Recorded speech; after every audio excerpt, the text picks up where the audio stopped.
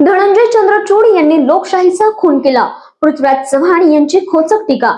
काँग्रेस नेते पृथ्वीराज चव्हाण यांनी माजी सरन्यायाधीश धनंजय चंद्रचूड यांच्यावर खोचक शब्दांमध्ये टीका केली आहे।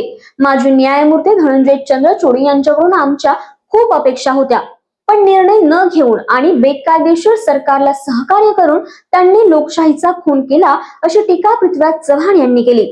पक्षांतर बंदी कायद्याचा सर्वात मोठा निर्णय होता, तो झाला नाही असं पृथ्वीराज चव्हाण म्हणाले। तसेच लोकशाहीचा जर खून झाला तर संविधानाला काही अर्थ राहणार नाही, असे देखील पृथ्वीराज चव्हाण म्हणाले।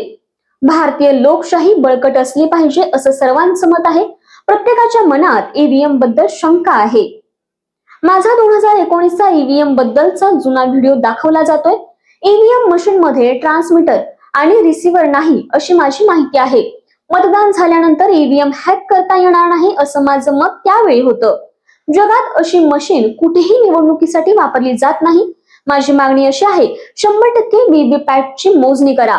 निवडणूक काळात बेकायदेशीररित्या वापरली जाणारी 800 कोटी रुपये रक्कम जप्त झाली आहे, ती खर्च करा। खर्च होईल, काही दिवस लागतील, पण हे करा। तुम्ही जर केलं नाही तर संशय वाढणार आहे, असंही पृथ्वीराज चव्हाण म्हणाले।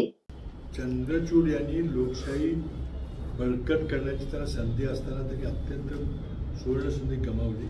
आणि मला वाटतं की आता ते माजी सरन्यायाधीश, आम्हाला त्यांचा आदर आहे, त्यामुळे फार जास्त तोंडातून खूप जास्त शब्द जाईल, मला काय बोलावं मला माहीत नाही, पण त्यांनी खरं म्हणजे लोकशाहीचा खून करण्यामध्ये त्यांनी सहकार्य केलं।